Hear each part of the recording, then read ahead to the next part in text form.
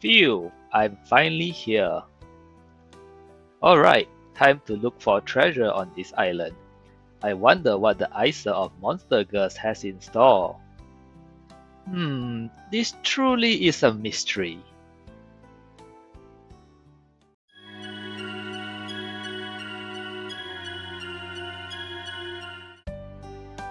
Hello everyone, Nanoka here, and welcome to another installment of me covering some RPG Maker keynote, as I am wont to do.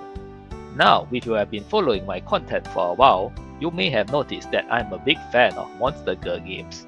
Today, we'll be doing something familiar but new, a Monster Girl game with a twist. Some of you may already be familiar with cultured Japanese genres and guess what the spin-on things will be from the game's title. But the keyword here is TS. Technically, it's an acronym that stands for transsexual, but I think that may give off an inaccurate impression of what to expect from the game. Rest assured that it's not a deep, literary analysis about the conflict between the Autobots and the Detectives. Instead, if we were translating through the closest cultural term, it would likely be Rule 63, gender swapping if you haven't been too corrupted by the internet yet. Yes, for those of you who play tons of Monster Girl games, it's a bit of a cliche that the usual general setup is that the Monster Girls tend to be very thirsty. So it's a bit of fresh air that in this game, the Monster Girls aren't interested in collecting your genetic material for the purpose of reproduction. Oh no, they would much rather increase the Monster Girl population by directly transforming you into one of them. Yes, I think this is a good time for a tangent. Despite me putting up that warning at the start of the video, this game is actually kind of sexless compared to most of its kind. I can't say it's 120% wholesome, as characters do have sex as part of the story, but it's mostly performed with text build-up and then a fade to black to the aftermath of the scene. From what I can tell from the developer's commentary, I believe the intention was for the game to be R15, but due to some technicalities, it ended up with an R18 rating anyway. But it was never designed for such scenes, which would generally tag a game with an R18 rating, so that leaves it in a bit of an odd position. As an analogy, it's sort of like watching a horror movie, but instead of watching the gory details, the scene goes like this instead.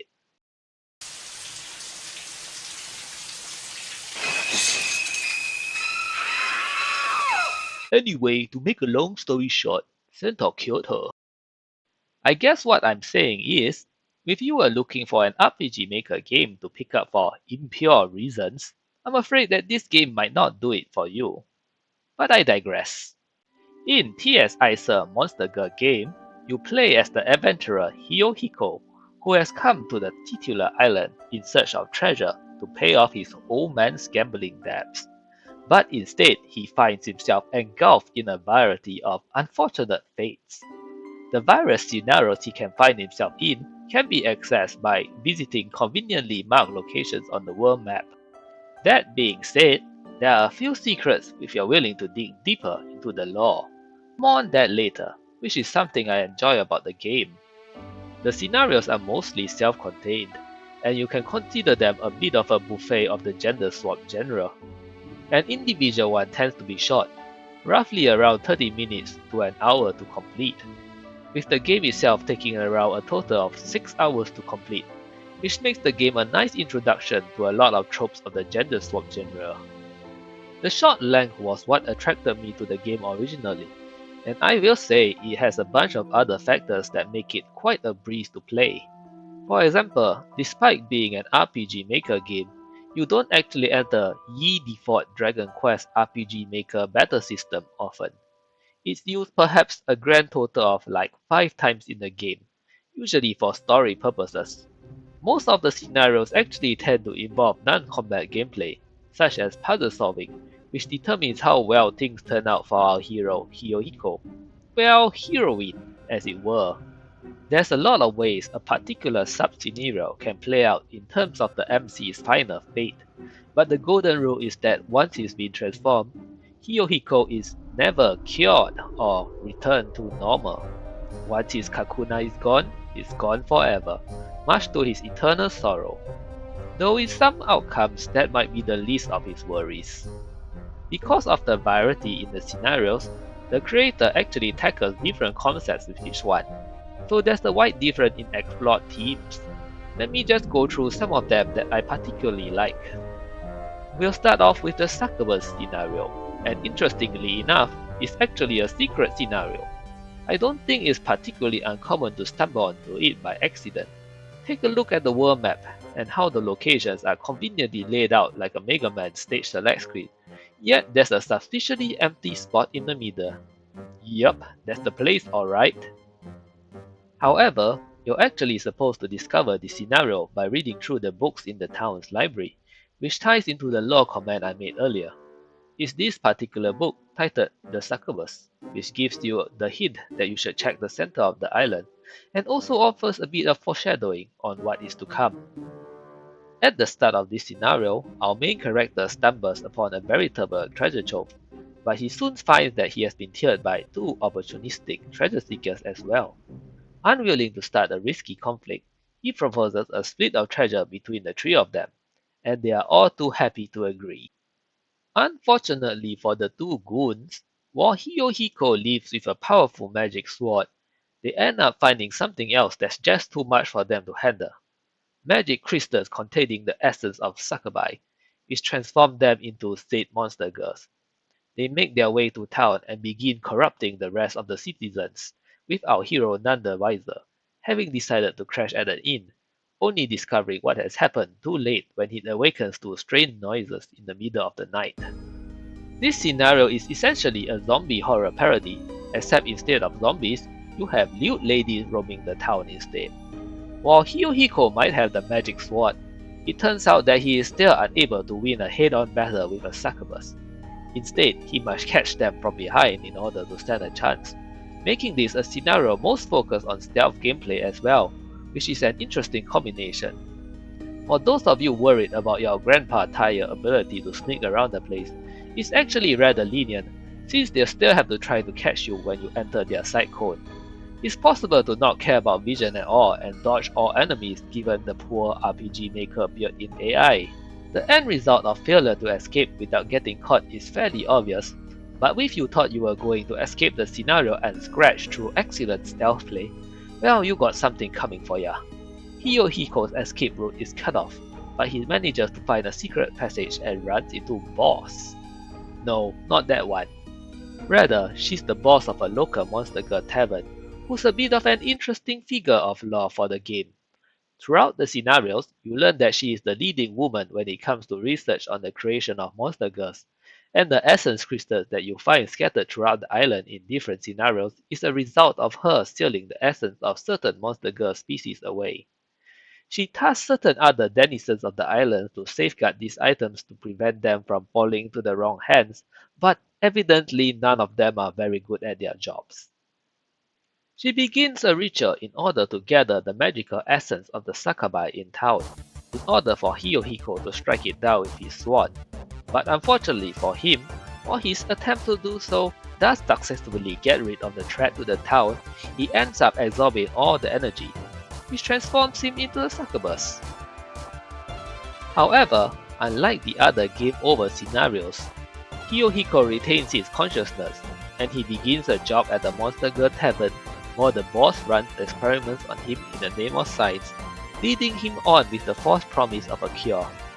I suppose it's a slightly more happy ending than an uncontrolled plague of succubi overrunning the world. Another scenario of interest to me is the elf scenario, and this is because it's not a traditional gender swap scenario, but we'll get into that later. In this scenario, you meet an elf named Akari in the creatively named Elf Forest, who's running away from some thugs who wish to capture and enslave her. Yes, this game does utilize the captured elf slave meme. Interesting note, but this might be the only Monster Girl character in the game with a proper name. Every other Monster Girl is simply known by their species name, which is odd because you would assume there are more than one of them running around. Moving on. After rescuing the beautiful, frail elf with your big, muscular, manly arms, Akari invites Kiyohiko to her house for some tea. During the conversation, she mentions about how she wishes she could just explore the world without fear of being captured and enslaved, and then starts muttering some rather ominous dialogue. This is when Hiyohiko is struck with a burning question. What exactly is in this tea? When he awakens to an unfamiliar ceiling, Hiyohiko also receives another surprise when looking into the mirror. That's right, as it turns out, no good deed goes unpunished, as Akari has taken advantage of his White Knight syndrome to simply steal his body. Yes, this is actually a body swap scenario. From a Jedi's point of view, I suppose you could consider this swapping genders, if only because you are literally in somebody else's body of the opposite gender, though it certainly is less transformative than the others. In a panic, Hiyohiko rushes out of the house, only to run into the same thugs as before in a stroke of misfortune. They didn't expect to run into Akari again, but they certainly won't pass up an opportunity for revenge. In contrast with your earlier battle, Akari is clearly a huge nerd who's completely out of shape, and her dainty body is ill-suited for the physical combat to which Hiyohiko is so used to. Yet he does not have her knowledge of stealth that she built up over her years of existence. The combined factors of poor decision making in choosing to fight, while in an unfamiliar form, leads to Hiyohiko being captured. This time, there's no hero in sight for a hope of her rescue. Hiyohiko is taken to an auction, expected to be sold at a high price, foreseeing a dark future where he's stripped of all his dignity. But there is a twist in the proceedings. The real Akari shows up, in Hiyohiko's body, of course, and proceeds to outbid everyone, meaning that she wins the auction and is now the legal owner of Hiyohiko.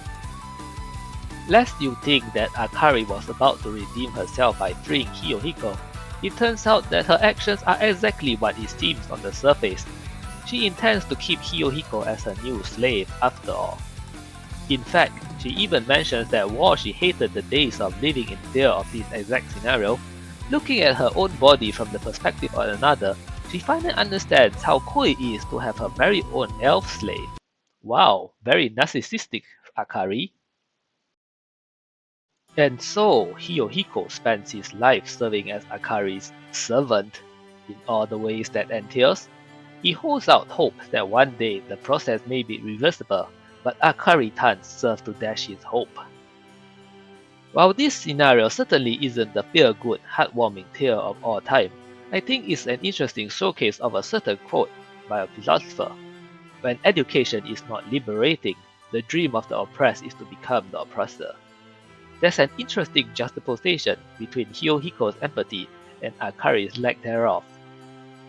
Through other scenarios, we learn that even before Hiyohiko becomes a woman, in whatever form it may happen to him, he already has a lot of inherent compassion for their plight, and being transformed merely builds on what is already there within him. Akari, on the other hand, should understand what it's like to be in her position, but immediately chooses to abuse her power when she has removed herself from her original circumstances. Thus, while we are generally drawn to the underdog and root for their success, we must never forget that without a strong core of morality, that they may very well turn out to be the same as their oppressors if the sides were reversed. In the end, anyone is capable of great cruelty. Last, we have the mermaid scenario, which is another scenario that requires more of an investment to unlock than the others. You will first have to successfully complete the Aluran scenario by entering their domain and stealing a crystal from them without succumbing to their transformation. Some of you may already have an inkling of what the crystal may be. It certainly isn't just a pretty trinket to be sold as Hiyohiko is led to assume.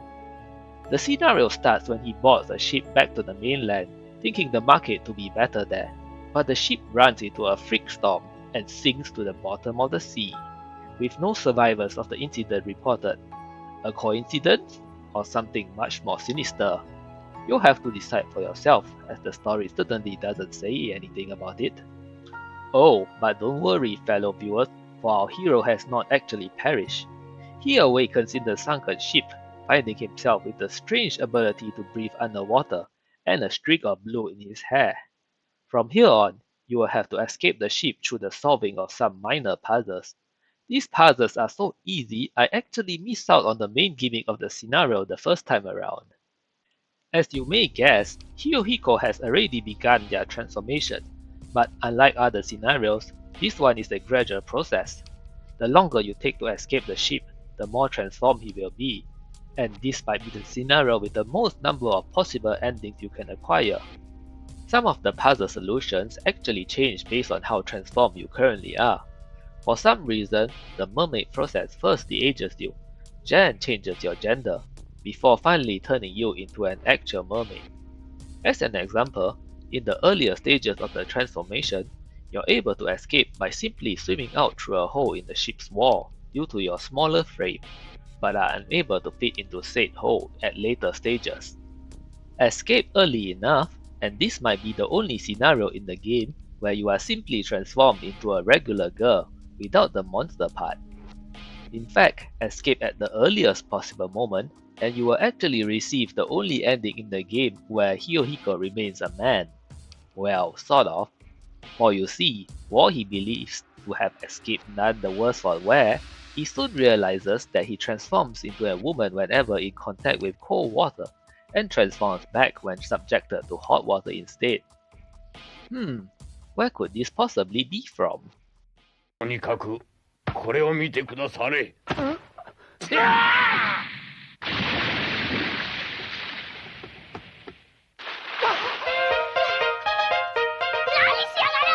あらま。女になった。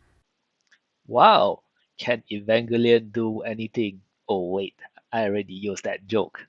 Let's move on to the most interesting endings of this scenario, the ones where you actually become a mermaid. There is a surprisingly huge difference between the final two mermaid endings, despite the shared outcome that Hirohiko has fully transformed into a mermaid for both of them. In one, Hirohiko has fully embraced the role of a siren queen. She lures a man onto the beach with her singing, and then proceeds to transform him into a mermaid as well. The narration explains that mermaids were once a dominant species, but mysteriously went extinct, up until the experience of this very one we are bearing witness to, and foresees the dark future where the revived mermaid race is now poised to overrun the world once more.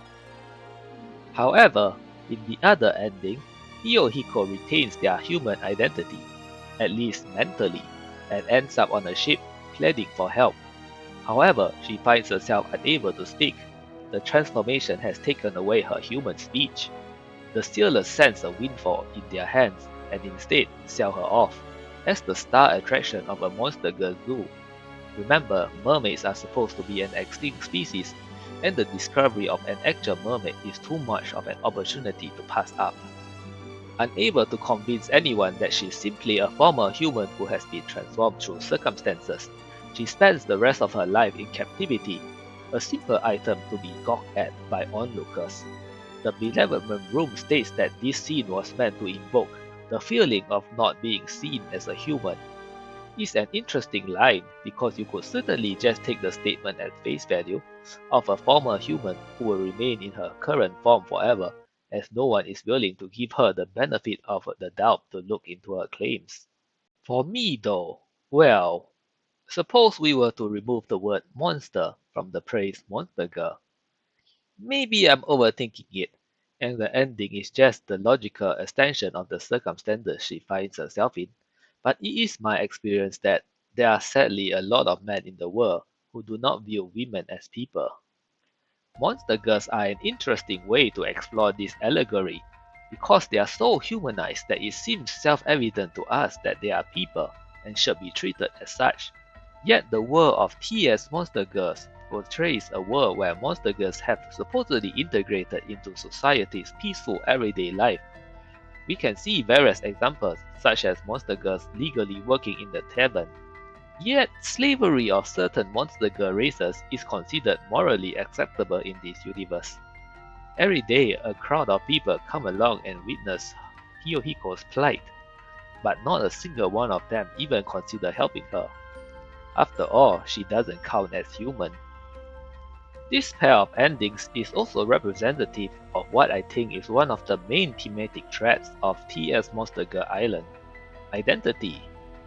While any given scenario may have a varying number of endings, you can argue that the endings are split into two main groups, one in which Hiko remembers that he was originally a human male, and one where he has gone fully feral, embracing his new Monster Girl identity.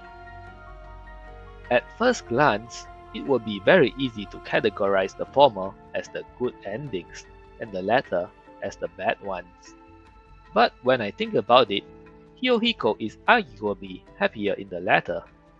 As a monster girl with a human identity, Hiko is bound by societal expectations, worrying about ways to earn a paycheck when deprived of the advantages of his old form. He's no longer able to safely travel alone in dangerous areas. It's a little on the nose if you ask me. A monster girl Hiko, on the other hand, is a powerful force of nature, asserting dominance with claws, flight, and magical abilities to the point where humans need to resort to underhanded means, such as hostage taking, to gain an upper hand over her. More likely unintentional, I feel like there's a statement here to be made about how many problems are a result of how society has carved itself out, rather than being quote-unquote the natural state of the world. Hiko just seems more fulfilled as a monster than she ever does as a human. Better a monster than a man.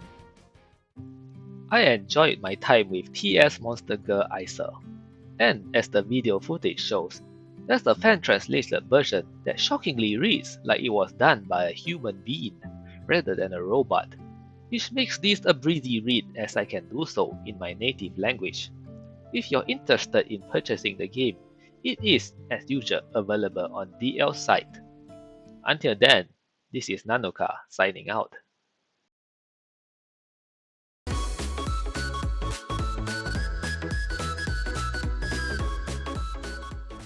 Hey everyone, I hope you enjoyed another of my video essay-like content.